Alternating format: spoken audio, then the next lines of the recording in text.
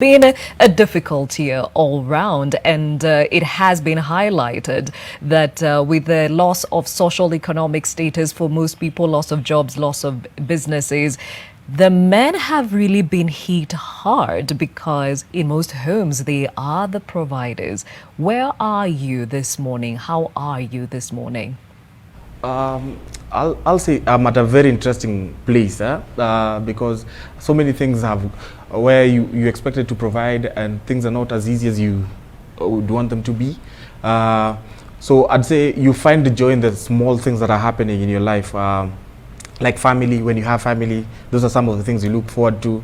Having people to just talk to you and say, you know what, it's gonna be okay. This is not the end. That you have something to look forward to. Yeah. So yes, as a man speaking, it's not been easy, but the fact that we have people looking out for us, who hold us accountable and who also show us love, that's a very important thing, and it helps us grow and even feel like we have a support system around us.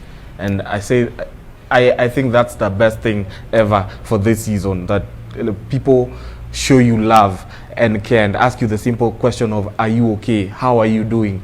How are things? Because those are some of the things that people forget to ask. People forget to have conversations like that. Okay, now you talk about people asking you how you are, but we know that most men struggle with opening up about their struggles. Is this something that you face? Yes, very true. We struggle, but you see, when we make it a culture, things change. The problem is that it's not been a culture for the longest time, and we work on the things that have been happening in the past, the traditions and all those things. So when you don't, we are not used to such words for how are you doing. We are always supposed to be on the going. We are always supposed to be moving. So when someone asks me how are you doing, I'm like, what do you want? Okay, but when we make it a culture, then it's easy to help each other. It's easy to work together and to understand that by there I'm also human and I can express myself. Okay, and even as we talk about having lived experience, you've had lived experience with mental illness, something that was spiked by a similar situation like we are in today. Talk about that. It started in different stages. I didn't know I was facing depression until it hit so hard, and when I can't say it was too late, but a number of things were happening in my life where work, an incident happened at work, I lost a friend, and so all these things built up to something. But I was in this space or this box that I didn't know what was going on at that time, until I had it from someone, and I was like, okay, probably because I could say one of the things that used to happen, I would stay in the house by myself, lock myself. I didn't want to eat at all, and through that, someone was like, "Yo, are you okay? Are you doing fine?"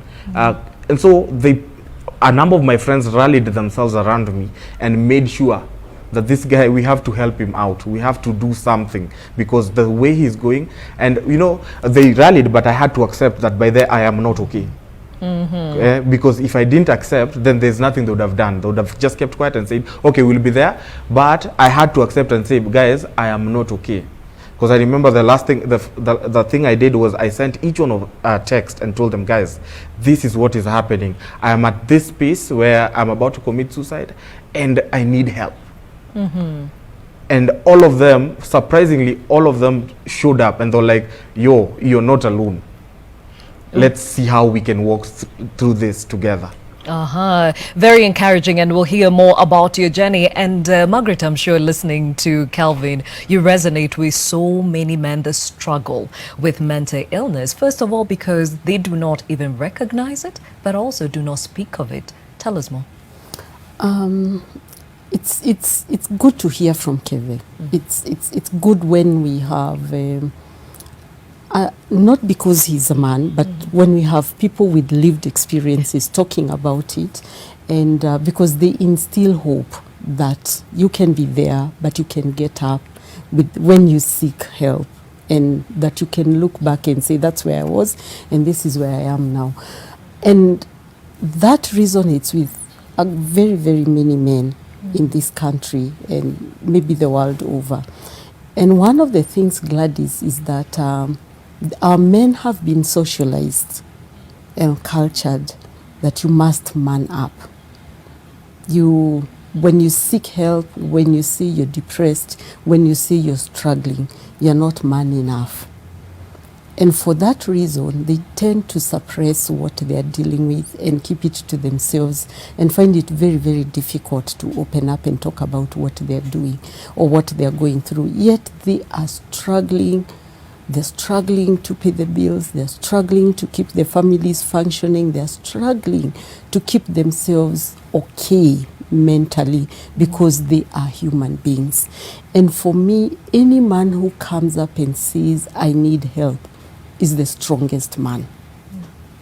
Not the ones who believe that I need to man up. Mental health, Gladys, is not about manning up. Mental health, it can be me, it can be anyone. It's not about that you are weak. It's just that you're vulnerable because of what is happening in the society. And I would like to just encourage all of us, the more we allow the space for people to talk about their personal struggles, and the more we allow people to just come open and seek help, the easier it's going to be for this country to manage mental health issues, because then we'll have dealt with the stigma and mental health will look like any other illness, because mental health is illness. Why don't we look at it that way when we are dealing with diabetes or with other chronic illnesses? And mental health is serious, and what they need first and foremost, they need unconditional acceptance.